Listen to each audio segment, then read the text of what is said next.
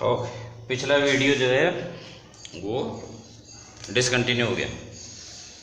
Number of video फालतू में बढ़ जाते हैं। बच्चों नेक्स्ट क्वेश्चन अपन लोग लेंगे और वो जो है आपके दिमाग के तार जो है वो खोल देगा, ठीक है ना। काफ़ी फंडामेंटल चीज़ें आपको पता पड़ेंगी। तो डायग्राम बनाते हैं उसका। सबसे पहले तो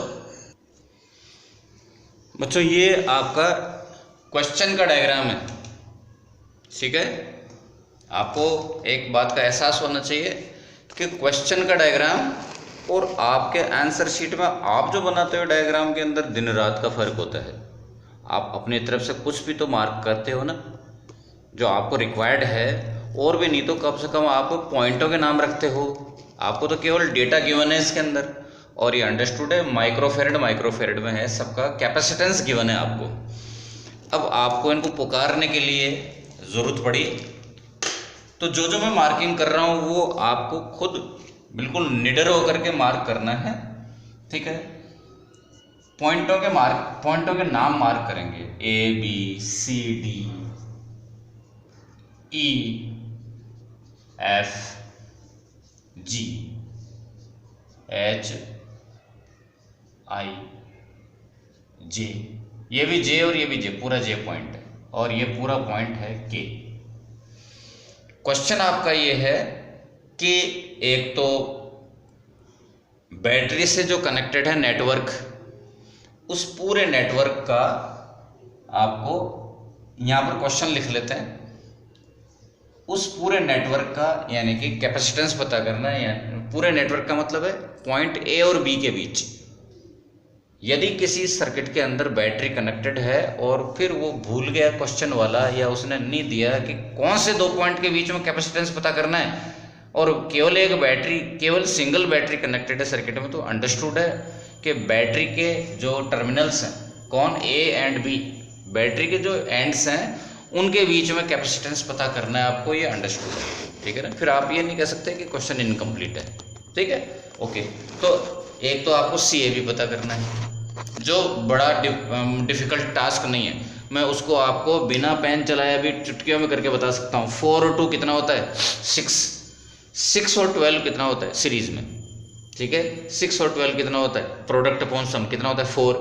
ये 4 और वो 4 सीरीज़ में है। 4 और 4 कितना होता है? 2 सीरीज़ में। यदि आपकी प्रैक्टिस अच्छी है तो आप फटाफट बोलते चलेंगे। 6 और 3 और 6 सीरीज़ में कितना होता है? बहुत बार कर चुके हैं अभी एग्जाम्पल में। 2 होता है। ये 2 और ये 5 ये हैं पैरेलल में, और इनका टोटल है 9 हो गए, सॉरी। 2 and 5 9। मैं थोड़ा सा इसको मॉडिफाई कर देता हूँ। ओके, ये कितना बताया मैंने? 10। ओके, तो मेरा वापस आ जाएं। अपने काम कर रहे थे, चुपचाप वापस आ जाएं। तो आपने पॉइंटों के नाम मार्क कर दिए, और एक काम और बेटर करें कि इनके कैपेसिटर्स के नाम डाल दो। C4, इनके नाम पुकारने में आसानी रहेगी। C1 C2 C3 C4 C5 C6 C7, ठीक है। अब अपन लोग कंफ्यूजन नहीं होगा अपने को नाम पुकारने में। बिल्कुल मशीन की तरह से अपन लोग चलेंगे, कहीं कोई कंफ्यूजन नहीं होगा, ठीक है। ओके, सबसे पहले तो देखो कि आंसर स्टार्ट कर रहा हूं मैं। ब्लैक वाला डायग्राम क्वेश्चन का डायग्राम है, और अब ये जो दिख रहा है पूरा का पूरा रेड एंड ब्लैक दोनों मिला करके ये आंसर का डायग्राम है, जो आपने इसको जो है सजाया है। और ठीक है, बोलिए। मैं लिख रहा हूं कि VAB का वैल्यू कितना है? तो आप कहोगे 10 है, 10 वोल्ट है, ठीक है। ए और बी के बीच में अपन लोग थोड़ा उधर साइड में चलते हैं, वहां पर थोड़ा खाली जगह है, अच्छी है, ठीक है। हाँ बच्चों, तो साइड में आ गया। देखो ए और बी के बीच में पोटेंशियल डिफरेंस कितना है? 10 वोल्ट ही गिवन है। अब आप एक बात जानते हो, और वो क्या कि पैरेलल में पोटेंशियल डिफरेंस, पैरेलल में जो जो चीज़ें कनेक्टेड होती हैं उनका पोटेंशियल डिफरेंस कैसा होता है, इक्वल होता है। ठीक है, पैरेलल में तो ए बी के साथ पैरेलल में कौन कनेक्टेड है, सी डी है, ई जी है और एच के है। मतलब क्या, सी और डी के बीच का पोटेंशियल डिफरेंस भी वही होगा जो ए और बी के बीच में पोटेंशियल डिफरेंस है। क्यों, दोनों पैरेलल में कनेक्टेड हैं। और सिमिलरली वी ई जी और वी एच के सारे के सारे 10 वोल्ट होंगे। ठीक है, पैरेलल में कनेक्टेड हो गया। अब इसका आपको वोल्टेज पता है, C1 के अक्रॉस, इस वाले कैपेसिटर के अक्रॉस आपको वोल्टेज पता है, यस, वो VCD तो है। ठीक है, तो इसका चार्ज पता हो जाएगा। मैं उस चार्ज को क्या नाम पुकारूं, इसके ऊपर जो चार्ज स्टोर हुआ उसको क्या नाम पुकारूं, क्यू। क्यू सी और वी में क्या रिश्ता होता है, ये होता है। सी कौन सा, C1, वी कौन सा, VCD, कितना है 5 में माइक्रोफेरेड छुपा हुआ है, माइक्रोफेरेड, माइक्रो और फेरेड मत पुट करेंगे, माइक्रो नंबर है, कैलकुलेशन में नंबर आया करता है लेकिन यूनिट नहीं आती है, फेरेड यूनिट है।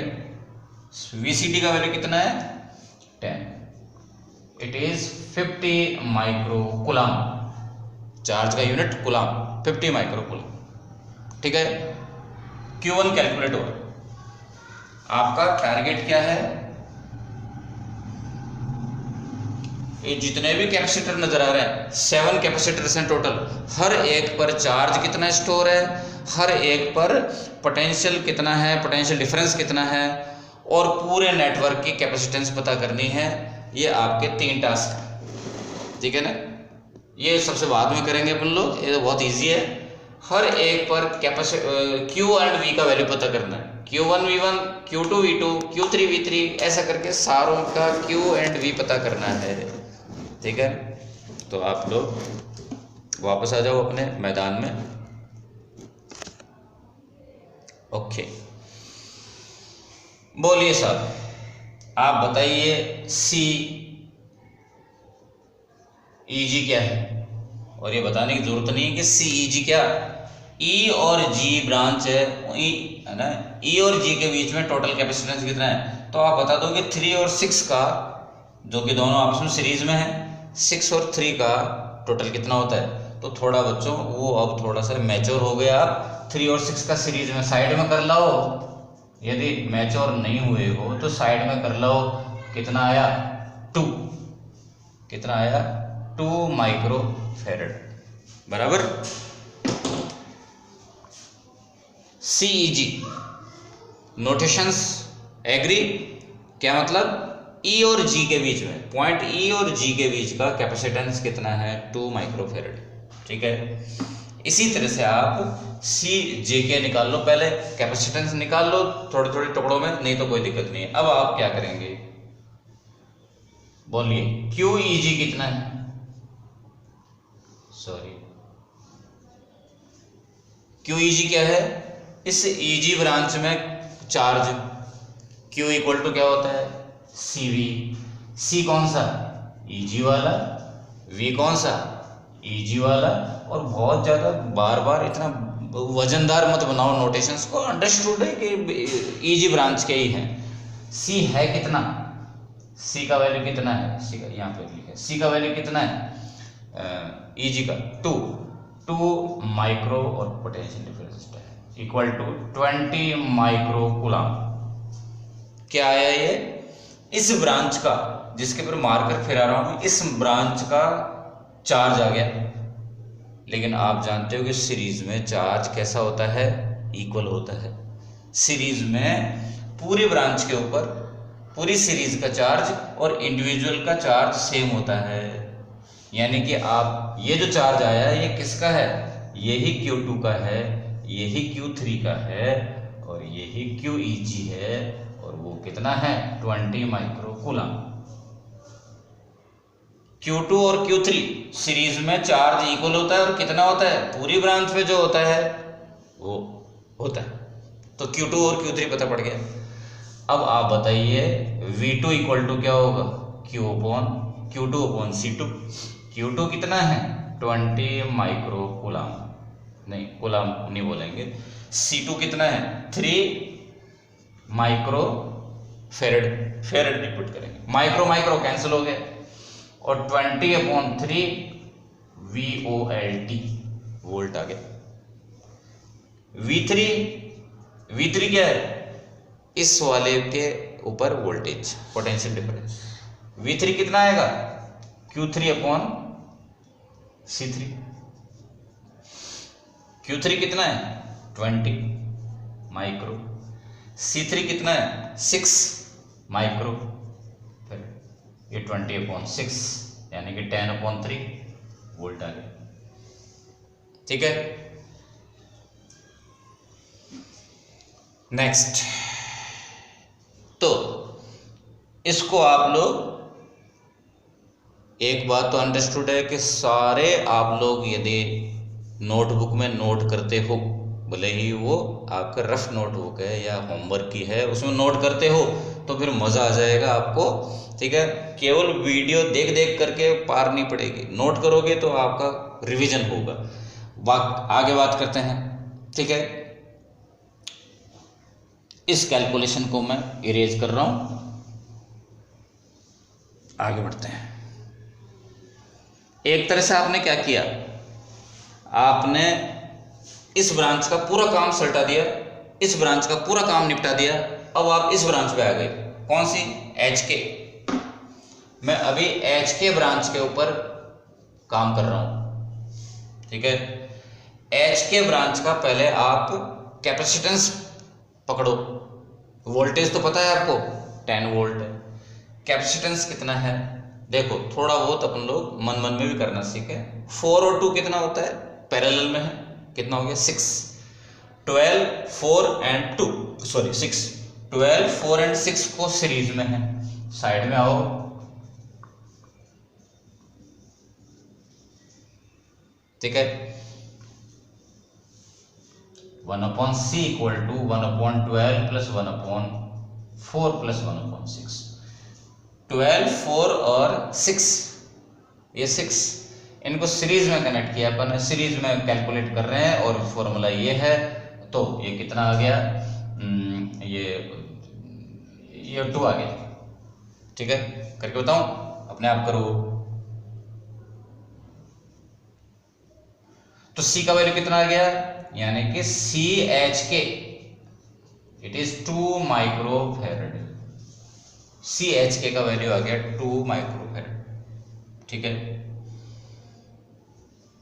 आपको HK ब्रांच का V पता है, C पता है, तो QHK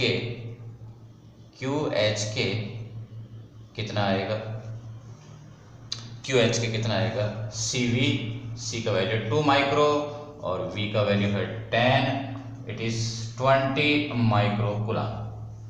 ठीक है, एक सीरीज की जो ब्रांच है, सीरीज की ब्रांच में टोटल आपको चार्ज पता पड़ गया, और आप जानते हो कि सीरीज में टोटल चार्ज और एक इंडिविजुअल कैपेसिटर पे चार्ज इक्वल होता है। इसका कैपेसिटेंस, इस पे चार्ज कितना आएगा, Q4 Q5 QJK will be equal to the total QHK which is 20 micro coulomb. इस बात को समझो। ठीक है, Q4 Q5 और QJK सीरीज में है, जो कि टोटल QHK के इक्वल होगा 20। इसका आपको Q पता है, C पता है, तो V4 equal to Q4 upon C4। What is Q4, it is 20 micro, C4 is 12 micro farad. It is जो भी आएगा आपके सामने है। इसी तरह से V5 Q5 अपॉन C5, इनके वैल्यू पुट करिए, आपके सामने है। ठीक है, ये अपने आप करें। उसके बाद मैं आ गया इस टुकड़े पे जो कि आपका न्यूमेरिकल का लास्ट पॉइंट है। ओके, अगेन मैं इरेज करूंगा। वैसे मेरी ब्रांच पूरी नहीं हुई अभी, उस ब्रांच का एक टुकड़ा जेके के ऊपर आते हैं अपन लोग। बोलिए, जेके का आपको क्या पता है? सी जेके कितना है? 4 + 2 6 माइक्रो फेरेड। क्यू जेके कितना है? अभी भी पता किया था, यहाँ इरेज किया मैंने, 20 माइक्रो कूलम। ठीक है, आपको सी और क्यू पता है तो वी जेके कितना आएगा? Q/C। 20 micro divided by 6 micro, it is 10/3 volt. J और के पॉइंटों के बीच में आपको वोल्टेज पता पड़ गया, पोटेंशियल डिफरेंस पता लग गया। पोटेंशियल डिफरेंस और वोल्टेज सिनोनिमस वर्ड्स हैं।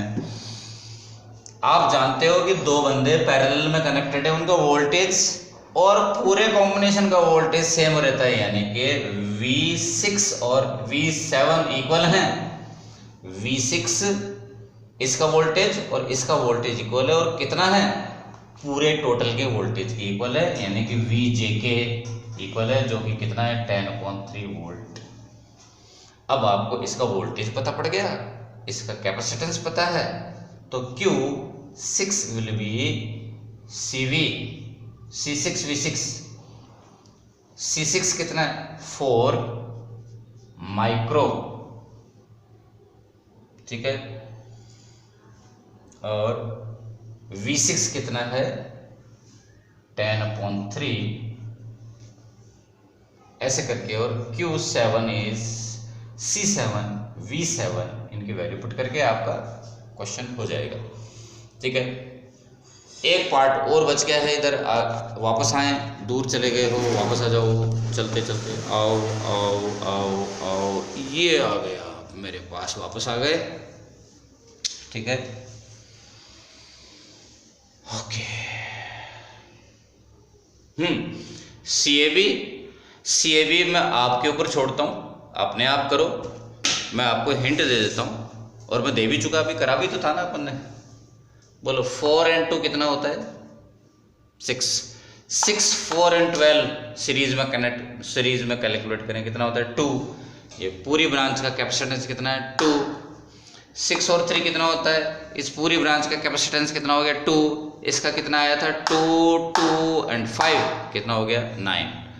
तो CAB का वैल्यू आएगा 9। पर आप थोड़ा तरीके से कैलकुलेट करेंगे, ऐसा नहीं कि सिंगल वर्ड में एक आंसर आ जाए। मान लो एक एग्जाम में क्वेश्चन आ जाए केवल इतना सा 2 मार्क का, तो आप सीधे आंसर थोड़ी लिख के आओगे। ठीक है ना? ओके, कोई बात नहीं, आगे बढ़ते हैं। एक और क्वेश्चन हो सकता है इसके अंदर अटैच, वो ये कि इनकी सबकी, इन सारे कैपेसिटर्स के आपने Q and V तो कैलकुलेट कर लिया। ठीक है, एनर्जी और कैलकुलेट करो। 1/2 CV² से आप हर एक की एनर्जी और कैलकुलेट करोगे, कर सकते हो, दैट्स ऑल।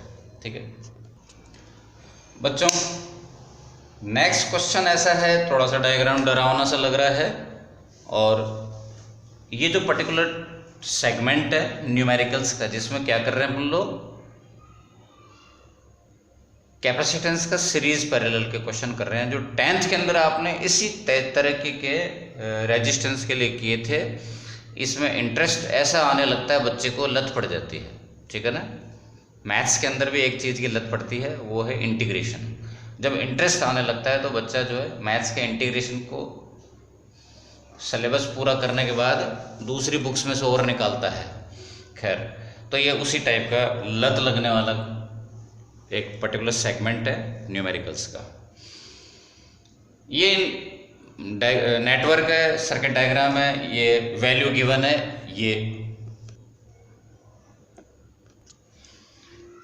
ये वैल्यूज है बच्चों, हर एक वैल्यू माइक्रोफेरेड में है।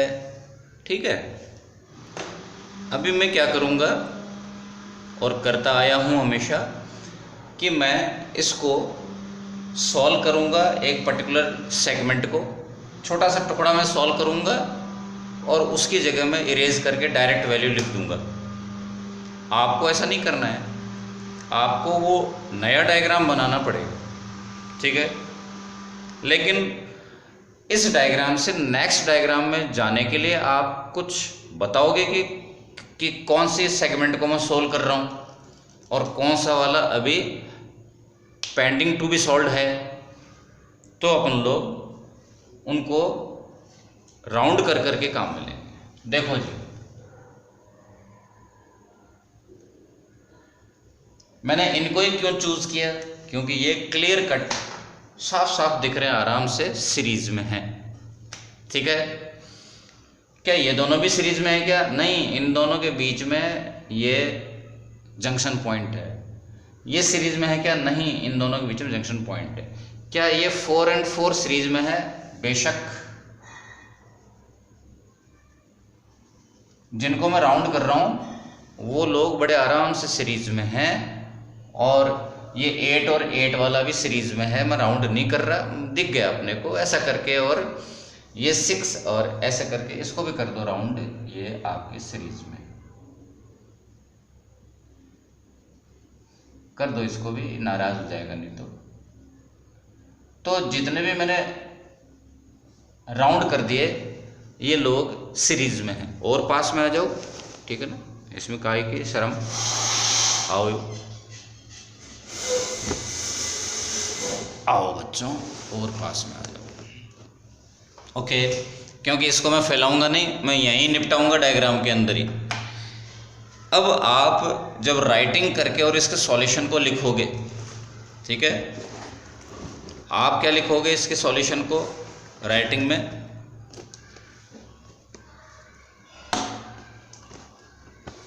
ये लो जी, अब मस्त दिख रहा है आपको। बोलो भाई, आप इसको बड़े आराम से लिखो, इट इज लूप नंबर 1, और फिर लूप नंबर 1 की कैलकुलेशन, ऐसे करके आप इसको अरेंज करोगे, ठीक है। लूप नंबर 1 की कैलकुलेशन 6 और 6 कितने होते हैं, क्योंकि ये कैलकुलेशन इतनी ज़्यादा इजी है कि आपको ही थोड़ा सा घटिया फील होगा कि यार इतनी छोटी छोटी कैलकुलेशन, ठीक है। फिर भी आप करके बता दो ना, कम से कम एक तो करके बताओगे ना, ऐसे क्या। बोलो कितना आएगा? 1/3। सी का वैल्यू कितना आ गया? 3। तो मैं क्या कर रहा हूं, इस लूप नंबर 1 को मैंने इरेज किया, जो कि आपको नहीं करना है। आपको नेक्स्ट डायग्राम में मन में इरेज करके और इसकी जगह कितना लिख दोगे? 3, ठीक है। लूप नंबर 1 की कैलकुलेशन हो गई खत्म।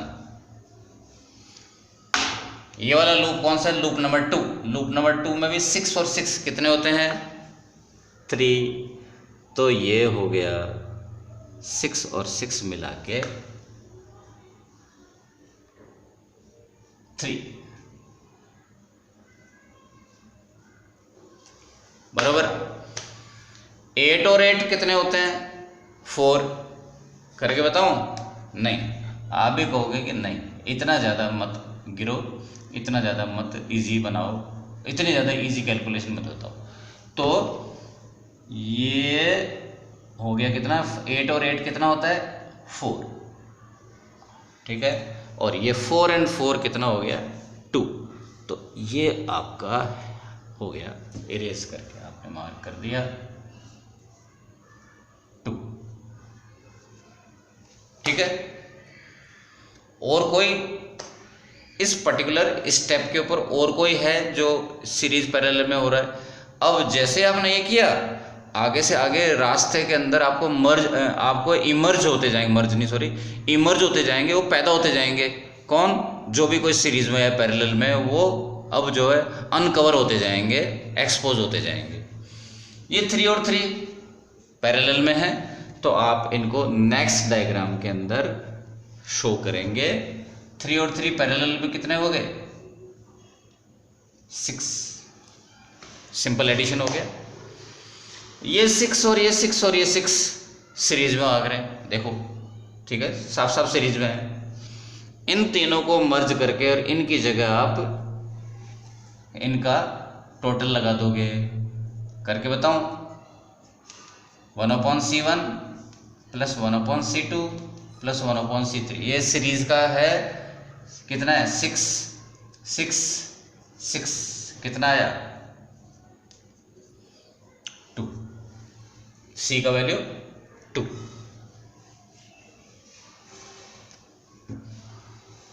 अब आपने क्या देखा कि ये 2 और ये 4 कैसे हैं, पैरेलल में है, यूं और ये यूं साफ साफ पैरेलल में। इनको यहां से हटाओ और इनको लगा दो 6, 2 और 6 पैरेलल में कितना हो गया 6। आपने एक चीज नोटिस करी क्या, मैं जिनको प्रोसेस कर रहा हूं उनको छेड़ रहा हूं, उनको हटा रहा हूं, बाकी मैंने इनको टच तक नहीं किया। और आप भी ऐसा करेंगे जब नेक्स्ट डायग्राम बनाओगे, तो जिनको आप कैलकुलेट में प्रोसेस में नहीं ले रहे हो उनको बिल्कुल वैसे का वैसे रखो जैसे कि उनको हाथ भी नहीं लगाया हो आपने। नेक्स्ट डायग्राम में वो लोग चेंज नहीं हो जाने चाहिए। आप जो है डायग्राम टू डायग्राम नए डायग्राम बनाते जा रहे हो और जिनको टच नहीं कर रहे हो उनको चेंज कर दो, फिर बात ही खराब होगी सारी। ये आपकी कला होनी चाहिए। अगेन क्या देखा आपने 6 6 6 कितने हो गए, अब आप एक्सपर्ट हो चले हो, कितने हो गए 2। ये 2 और 2 हो गया, पैरेलल में कितने होते हैं 4, ये सारा इरेज होकर के हो गया ये 4 एंड 12। अब तो जो है कर ही देते हैं, सीरीज में आ गए, ये हो गया 1/3। ठीक है, final answer 3 microfarad. Next question है ये बच्चों, तो तुम कहोगे कि ये क्या बात हुई, उससे ज़्यादा भयानक क्वेश्चन करा करके और अब उससे नेक्स्ट क्वेश्चन उससे इजी वाला ले रहे हैं, तो तसल्ली रखो, थोड़ा सा इसमें ट्विस्ट दे देते हैं। उससे तो थोड़ा सा इजी है, ये डायग्राम तो इजी है, नेटवर्क तो इजी है, ठीक है ना, उसका 50% है। लेकिन क्वेश्चन में ट्विस्ट दे देते हैं, आपको CAB का वैल्यू क्या करना है, पता नहीं करना है, गिवन है। तो फिर ये क्या बात हुई, इनमें से किसी एक बंदे का वैल्यू अननोन कर दिया, इनमें से किसी एक बंदे का वैल्यू आपको अननोन कर दिया, उसका वैल्यू पता करना है। सपोज कोई भी पकड़ो, ये होगा, इसका वैल्यू कितना है x, वो पता करना है। तो थोड़ा सा डिफिकल्ट हो सकता है, लेकिन क्या डिफिकल्ट होगा, एलजेब्रा। तो डिफिकल्टी किसके माथे, एलजेब्रा के माथे, अपने को क्या टेंशन है, ठीक है। और मैं इनका डेटा, बाकी जो है डेटा वो लिख देता हूं। बच्चों ये आपका कुछ है क्वेश्चन जिसमें एक कैपेसिटर का वैल्यू आपको अननोन कर दिया और टोटल का वैल्यू आपको गिवन है, ठीक है। ओके, वहाँ भी फिर वही चालू स्टार्ट करेंगे अपन लोग। मार्कर ये रहा, देखिए ये 4 एंड 4, ये 4 एंड 4 कैसे हैं, सीरीज में है। 4 एंड 4 सीरीज में कितना होता है, अब आप एक्सपर्ट हो चले हो, आप बोलोगे कितना 2, ठीक है ना। इनकी जगह मैंने क्या कर दिया 2। ये 12 एंड 6 सीरीज में है, हटाओ और इनकी जगह लगाओ, बोलो कितना 12 और 6 का सीरीज में। कैलकुलेशन नहीं कर सकते, लो मेरे से करा लो, कितने आया 4 आया, 1/4 आया। C का वैल्यू कितना आया 4 आया, ये 4 आ गया। ये क्या था यहाँ पे भाई, मैं तो भूल गया, हाँ 4 एंड 4 थे क्या यहाँ पे, यहाँ 2 थे, ठीक है, ठीक है। और फिर ये सीरीज में है, कौन, ये अननोन और ये 3। तो x और 3 का सीरीज में कितना होता है, तो आपने, ये तो 2 ही बंदे हैं ना, 2 बंदों का आपने रटा हुआ है प्रोडक्ट अपॉन सम, ठीक है ना। प्रोडक्ट कितना है 3x और सम कितना है 3 + x, ये हो गया। ये दोनों पैरेलल में है, ऑर्डिनरी एडिशन हो गया, कितना हो जाएगा, ये दोनों पैरेलल में है, मर्ज हो गए, कितना लिखूं, +4, सॉरी प्लस कितना था यहाँ पे, 4 था, ठीक है, ये थोड़ा सा ठीक से लिख दें इसको, ये 4, ठीक है। ये दोनों सीरीज में हैं, तो पहले थोड़ा सा इनका एलसीएम लेकर के इसको थोड़ा ठीक कर लो। 3 + x और इसका है 1, तो ये आ गया 3x + 12 + 4x, it is 7x + 12/3 + x, ठीक है, ये आ गया। थोड़ा सा मेरे को गड़बड़ क्यों नज़र आ रहा है, नहीं आ रहा है, बराबर है, ओके ओके ओके, ये आ गया। फिर मेरे को नज़र आ रहा है गड़बड़, नहीं नहीं नहीं, ठीक है ठीक है ठीक है, नहीं आ ही रहा है, आ ही रहा है, ओके, दिस इज फाइनल, कितना है ये, 7x + 12/3 + x। ये दोनों कौन कौन, ये दोनों सीरीज में हैं, इनको आप लोग बड़ी शांति से साइड में इधर कैलकुलेट कर लो। इन दोनों का टोटल कर रहा हूँ, 3 और इसका 1/c = 1/3 प्लस, इसको उल्टा करके करेंगे 3 + x/7x + 12, ठीक है, मार्कर चेंज करो, एलसीएम लिया 3, 7x + 12, मेरे से कोई कैलकुलेशन में मिस्टेक हो गया तो वो तुम्हारे जिम्मे है भैया, मैं वीडियो को जो है कटिंग पटिंग नहीं करूँगा, आप लोग उसको ठीक कर लेना, और जो है जो प्रोसेस चल रहा है उसको आप फॉलो करते हुए ठीक कर लेना। खैर भगवान न करे कोई वो कैलकुलेशन मिस्टेक हो, तो क्या करेंगे, 7x + 12 9 + 3x, finally 10x, finally 10x + 21 / 3, ये, और ये किसका वैल्यू आया, 1/c का, ये 1/c का वैल्यू आ रहा है, c क्या, इस पूरी ब्रांच का कैपेसिटेंस, c का वैल्यू कितना आएगा, इसका उल्टा कर दो, कितना आया, 3 7x + 12 / 10x + 21, ये इसका वैल्यू आ गया। ये दोनों पैरेलल में हैं, इन दोनों को ऐड करने पे 4 आना चाहिए। अब आपके फाइनल एल्जेब्रिक एक्सप्रेशन आ गया, 3 7x + 12 / 10x + 21 +2, ये दोनों पैरेलल में ऑर्डिनरी एडिशन हो जाएगा, +2, ठीक है, उधर मुंह कर लो, और ये सब इक्वल टू कितना आया, फाइनल आंसर आ गया कितना, 4, एक 4 गिवन है, इट इज़ 4। अब इसको सॉल्व करते जाओ और x निकालो, आपके जिम्मे है वो, ठीक है। लेकिन मैं यहाँ पे कम से कम, मेरी क्यूरियोसिटी है कि मेरी कैलकुलेशन गलत भी है कि नहीं है, सही भी है कि नहीं, पता लगाते हैं। देखो वो 2 उधर गया, कितना हो गया भाई, 2, ठीक है, ये क्रॉस मल्टीप्लाई उधर हुआ, और ऊपर का ब्रैकेट खोल दें, 21x 36 20x, और ये हो गया हाउ मच, जल्दी बोलो भाई, 42, बराबर है, कोई दिक्कत नहीं। ये इधर आ गया, कितना हो गया भाई, x, और वो उधर चला गया, और बहुत ही खुशी की बात है कि ये हो गया कितना, 6, योर x इज 6 माइक्रोफेरेड, ठीक है। तो नेक्स्ट क्वेश्चन पे जाएंगे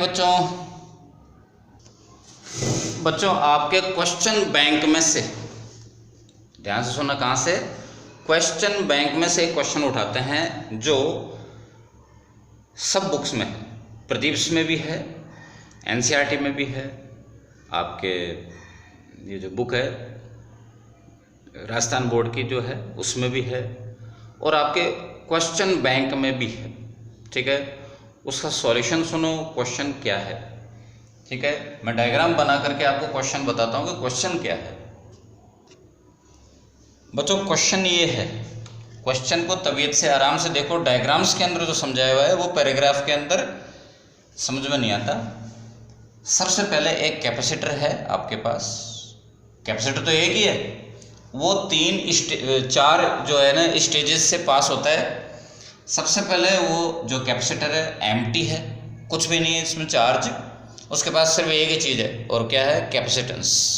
ऑब्वियसली कैपेसिटेंस तो हर चीज़ के पास होती है। उसके बाद में उसको बैटरी से कनेक्ट किया, 20 वोल्ट की बैटरी से कनेक्ट किया, बैटरी रिमूव कर दी। उसके बाद में उसके अंदर जो प्लेट्स के बीच में खाली जगह थी, वैक्यूम था, वहाँ पे मीडियम इंसर्ट कर दिया। रेड कलर का क्या दिख रहा है, कोई डाइलेक्ट्रिक मीडियम है। ठीक है, तो अब इनका डेटा लिखते हैं। इसका C का वैल्यू कितना है, A epsilon upon D। Q कितना है, 0, अभी एम्प्टी है, खाली है।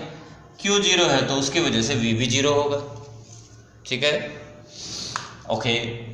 अब इसका V का वैल्यू कितना है कैपेसिटर पर, अच्छा कैपेसिटर का C का वैल्यू कितना है, same, it will not be change. C यहाँ भी C ही रहेगा, जिसको मैं C बोल रहा हूँ, यहाँ भी C रहेगा। ठीक है, यहाँ पर C सेम रहेगा, इस स्टेज में जाकर के भी C सेम रहेगा। Q V बैटरी के इक्वल हो जाएगा।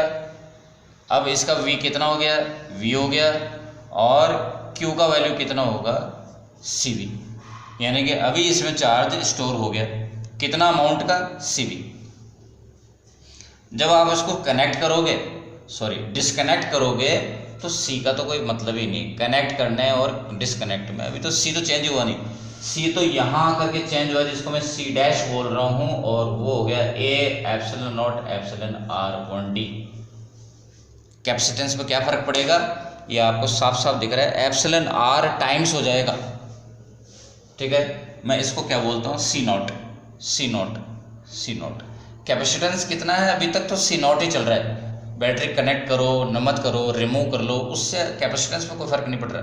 जैसे मीडियम डाला और ये हो गया C not multiplied by epsilon R। और आप जानते हो एप्सिलॉन R का वैल्यू हमेशा 1 से ज़्यादा ही होता है। एप्सिलॉन R का वैल्यू होता है मिनिमम कितना, 1, एयर के लिए, वैक्यूम के लिए, और किसी भी मीडियम के लिए एप्सिलॉन R का वैल्यू 1 से ज़्यादा होता है।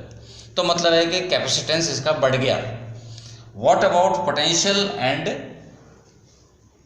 चार्ज, तो यहाँ पर पोटेंशियल कितना होगा, सेम, क्योंकि, और चार्ज भी सेम, क्योंकि बैटरी कनेक्टेड है और डिस्कनेक्टेड है। बैटरी को डिस्कनेक्ट करा उस दौरान कभी किसी Q और V की वैल्यू में कोई फ़र्क नहीं पड़ता। ठीक है ना, ऐसा नहीं कि जो चार्ज स्टोर हो गया वो जैसे ही स्विच ऑफ किया, बैटरी को स्विच ऑफ किया और चार्ज गायब हो जाएगा, ऐसा कभी नहीं होता है।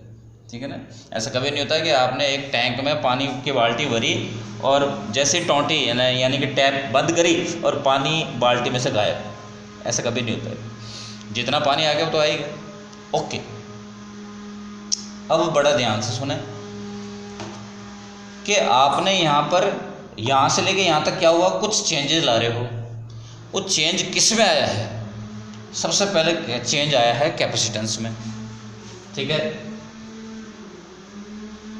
और ये जो फॉर्मूला है कैसा भी है, कैसे भी करके लिखो, Q equal to CV, V equal to Q upon C, ये आपको ये इंसिस्ट कर रहा है कि फिर Q में और V में भी बदलाव आएगा, यदि आएगा तो। लेकिन यहाँ पर एक की फंडामेंटल है क्या, कि जब आपने बैटरी डिस्कनेक्ट कर ही दी, बैटरी कौन है, सोर्स, जब कैपेसिटर का कनेक्शन सोर्स से कनेक्शन कट गया तो क्या होगा, अब चार्ज को, जो जितना चार्ज इस पर जमा हो गया, जितना इस पर आ गया, अब चार्ज जो है वो कहीं नहीं जाएगा। यदि बैटरी कनेक्टेड होती तो चार्ज को वापस जाने का या और ज़्यादा चार्ज आ जाने का रास्ता रहता है। अभी तो जितना चार्ज इसके ऊपर है उतना ही रहेगा। क्यू कैसा होगा, सेम रहेगा। कितना, जो पहले था, कितना था क्यू पहले, C0V।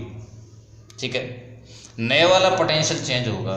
इस नए वाले पोटेंशियल को मैं क्या बोल देता हूँ, V डैश। ठीक है, ये कितना होगा, Q upon C dash. Q कौन सा है, Q वही है C0 इंटू V। ठीक है, कौन सी स्टेज का, सेकंड और थर्ड स्टेज में जो है V वही रहेगा, सॉरी Q उतना ही रहेगा। दोबारा सुन लो फंडामेंटल, कि एक कैपेसिटर पे जब चार्ज स्टोर हो गया, ठीक है, और आपने चार्ज को अब आने और जाने का रास्ता बंद कर दिया, यानी कि बैटरी को हटा लिया, तो चार्ज अब जितना है उतना ही रहेगा। चार्ज कितना था इस कंडीशन में, यहाँ तो 0 था, इसको तो सोचो ही मत। यहाँ पर चार्ज कितना आ गया, C0V, जो कि बैटरी को हटा लेने के बाद में भी कभी बदलेगा नहीं। यहाँ पर चार्ज कितना है इस स्टेज पर, C0V। V क्या है, बैटरी का वोल्टेज है। ठीक है, यहाँ पर भी चार्ज कितना रहेगा, सेम रहेगा C0V। लेकिन फर्क पड़ेगा कैपेसिटर के चेंज हो जाने की वजह से। जिस पे फर्क पड़ेगा वो होगा पोटेंशियल। पोटेंशियल पे फर्क पड़ेगा जितना पड़ना है, चार्ज होगा वही रहेगा, क्योंकि बैटरी डिस्कनेक्टेड है। तो आप कीवर्ड याद रखो कि बैटरी रिमूव हो गई, तो इसको मैं यहाँ लिख देता हूँ रेड पेन से, कि ये वर्ड के वजह से ये वाली बात है, क्यू क्या होगा, सेम रहेगा। ठीक है ना, बैटरी रिमूव है इसलिए क्यू सेम रहेगा, और चेंज होना है तो वो कौन होगा, ऑब्वियसली आप मीडियम डाल रहे हो तो कैपेसिटेंस तो चेंज होना ही होना है, और कैपेसिटेंस चेंज होने की वजह से पोटेंशियल भी चेंज होगा। ठीक है, इसका नेक्स्ट केस लेते हैं। नेक्स्ट केस क्या, वापस आ जाओ डायग्राम के ऊपर।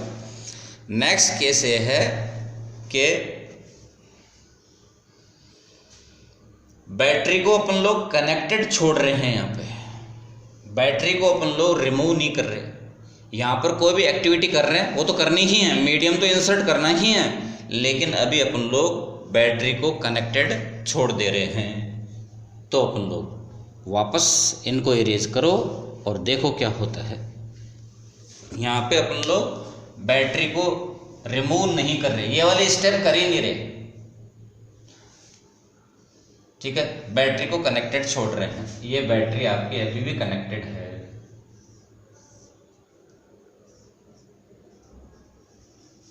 बैटरी कितने वोल्ट की है, V वोल्ट की बैटरी है आपकी।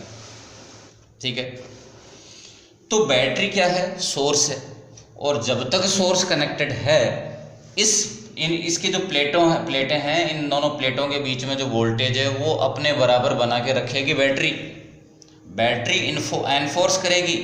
बैटरी इस बात के लिए उसको ये बाध्य करेगी, एनफोर्स करेगी कि खुद का जो वोल्टेज है उतना ही वो कैपेसिटर पे बना के रखेगी। कभी भी ऐसा नहीं हो सकता कि एक बैटरी है 10 वोल्ट की और इस पर पोटेंशियल हो जाए 8 वोल्ट। यदि मान लो ऐसा हो भी गया तो चार्ज और ज़्यादा जा करके और इसको और ज़्यादा चार्ज आ जाएगा, आते आते इसका वोल्टेज को वो 10 करके ही मानेगा। आप कह रहे हो कि ज़्यादा हो गया तो 15 वोल्ट हो गया तो इसमें से चार्ज वापस आ जाएगा, लेकिन ये बैटरी जो है ना एनफोर्स करेगी कि इसके ऊपर वोल्टेज भी अपने बराबर बना के रखूँ, ऐसा कोशिश करेगी बैटरी। तो मतलब है कि जब तक बैटरी कनेक्टेड है इसका पोटेंशियल तो V ही रहेगा। बोलिए C डैश कितना हो गया, ऑब्वियसली C डैश तो चेंज हो रहा है, मीडियम इंसर्ट करने की वजह से C डैश चेंज हो रहा है। उसका बैटरी के कनेक्ट होने से, नहीं होने से, चार्ज होने से पोटेंशियल कोई लेना देना नहीं है। और V कैसा है, अनचेंज्ड। V कितना बना हुआ है जिस, ठीक है, वो चेंज, वो कांस्टेंट है। और जो कुछ भी होना है Q dash equal to C dash V, जो कुछ भी होना है वो इस पे होगा। ठीक है ना, जो कुछ भी चेंजेस होने हैं वो चार्ज पे होना है। C का वैल्यू क्या हो रहा है, एप्सिलॉन R टाइम्स बढ़ रहा है, तो V क्या हो रहा है, V तो कांस्टेंट है, और Q डैश का वैल्यू, V कांस्टेंट है, C डैश बढ़ रहा है तो Q डैश भी बढ़ेगा। Q डैश क्या है, इस पर्टिकुलर जगह पे, इस पर्टिकुलर कंडीशन में चार्ज है प्लेटों के ऊपर, तो Q डैश भी एप्सिलॉन r टाइम्स बढ़ जाएगा। V सेम रह रहा है, Q dash epsilon r times बढ़ जाएगा। ठीक है, एक और बात जो आपके बुक के क्वेश्चंस में होती है, हो सकती है और है भी, कि आपने इलेक्ट्रिक फील्ड के बारे में और पोटेंशियल एनर्जी के बारे में और सोचना है। ठीक है, इस कंडीशन में कर लेते हैं बात, और इससे जस्ट पिछले वाला जो था उसके अंदर अपन लोग स्किप हो गया, भूल गए अपन लोग, स्लिप हो गया, दोबारा करेंगे जा करके। पहले इस पर्टिकुलर कंडीशन में बात कर लें। ठीक है, तो फाइनल क्या हुआ, C डैश इंक्रीज हुआ एप्सिलॉन r टाइम्स, V कैसा है, सेम है, Q डैश क्या हुआ, एप्सिलॉन r टाइम्स इंक्रीज हो गया, C डैश कैसा हुआ, एप्सिलॉन r टाइम्स इंक्रीज हो गया। नेक्स्ट बात कर रहे हैं अपन लोग किसकी, electric field between the plates. Electric field का कोई फॉर्मूला, कोई रिलेशन पता हो तो मेरे को याद आया, ये पैरेलल प्लेट कैपेसिटर के लिए इलेक्ट्रिक फील्ड का फॉर्मूला है V/d। आप ये कह रहे हो कि V भी सेम है और प्लेटों के बीच में डिस्टेंस भी चेंज नहीं कर रहे, क्योंकि कोई बात ही नहीं हो रही प्लेटों के बीच में डिस्टेंस को चेंज करने की, तो ये भी चेंज नहीं हो रहा और ये भी चेंज नहीं हो रहा, ये भी रहेगा सेम। इस बात को आप किसी दूसरे तरीके से आंसर कर सकते हो, लेकिन अपन लोग नहीं कर रहे। ठीक है ना। और पोटेंशियल एनर्जी का फॉर्मूला है half CV² half Q² upon C। कौन सा वाला यूज करना चाहोगे, क्यों नहीं अपन लोग ये वाला यूज करेंगे ना जिसमें V आ रहा है। जिससे फायदा क्या है कि भाई आपको इस पर तो ध्यान देना ही नहीं है। U और C में रिश्ता कैसा, प्रोपोर्शनल। V² तो सेम है, कांस्टेंट है, तो जो C के साथ जो हो रहा है वो U के साथ पोटेंशियल एनर्जी के साथ होगा। ठीक है, ये आपने पांचों के पांचों फिजिकल क्वांटिटीज की बात कर ली। पिछले वाले केस में कौन सा, जो बैटरी रिमूव्ड वाला था उसके अंदर ये दो बंदे स्किप हो गए। वापस जाओ और करो बात, डायग्राम बना लेते हैं। कौन सा था वो, रिमूव्ड, बैटरी रिमूव्ड, बैटरी को रिमूव कर दिया। ठीक है, यहां पर आकर के बैटरी ये रिमूव, बैटरी रिमूव कर दी, तो यहां पर Q कितना है, वही है जो बैटरी कनेक्ट करने के टाइम जो था, वो बैटरी रिमूव करने के बाद भी वही रहेगा, C0V। ठीक है, यहाँ पे C डैश क्या हो गया, एप्सिलॉन r टाइम्स इंक्रीज हो गया। Q कैसा है, इट रिमेन्स अनचेंज, सेम है। V डैश कितना हो गया, V डैश कितना होता है, Q/C। C क्या हो रहा है, एप्सिलॉन r टाइम्स इंक्रीज हो रहा है, तो V डैश क्या होगा, एप्सिलॉन r टाइम्स डिक्रीज हो जाएगा। दोनों के बीच में रिश्ता कैसा, इनवर्स। ये एप्सिलॉन r टाइम्स इंक्रीज हो रहा है, ये एप्सिलॉन r टाइम्स डिक्रीज हो जाएगा। ठीक है, इलेक्ट्रिक फील्ड के बारे में क्या विचार है, तो आप अगेन फॉर्मूला यही काम में ले लो, V dash upon D। D तो चेंज हो नहीं रही, प्लेटों के बीच में डिस्टेंस, तो जो V डैश के साथ हो रहा है वही इलेक्ट्रिक फील्ड के साथ होगा। क्या हो रहा है, V डैश डिक्रीज हो रहा है, तो इलेक्ट्रिक फील्ड भी उतने ही टाइम्स उसी प्रोपोर्शन में डिक्रीज होगा। E और V डैश के बीच में कैसा रिश्ता है, प्रोपोर्शनल का रिश्ता है, जो इधर होगा वो का वही इधर होगा। पोटेंशियल एनर्जी का फॉर्मूला क्या है, क्या काम में लेना चाहोगे, मैं तो Q²/2C काम में लूंगा। क्यों, Q सेम है, Q कांस्टेंट है, तो U और C के बीच में कैसा रिश्ता है, इनवर्स रिश्ता है। C के साथ में जो हो रहा है क्या, इंक्रीज, तो U पोटेंशियल एनर्जी क्या होगी, एप्सिलॉन r टाइम्स डिक्रीज होगी। ये आपका काफी लंबा क्वेश्चन था, ये कंसेप्चुअल क्वेश्चन है। और उसके बाद में अपन लोग यदि कुछ बचा रह गया तो नेक्स्ट वीडियो में करेंगे। अभी के लिए बाय बाय।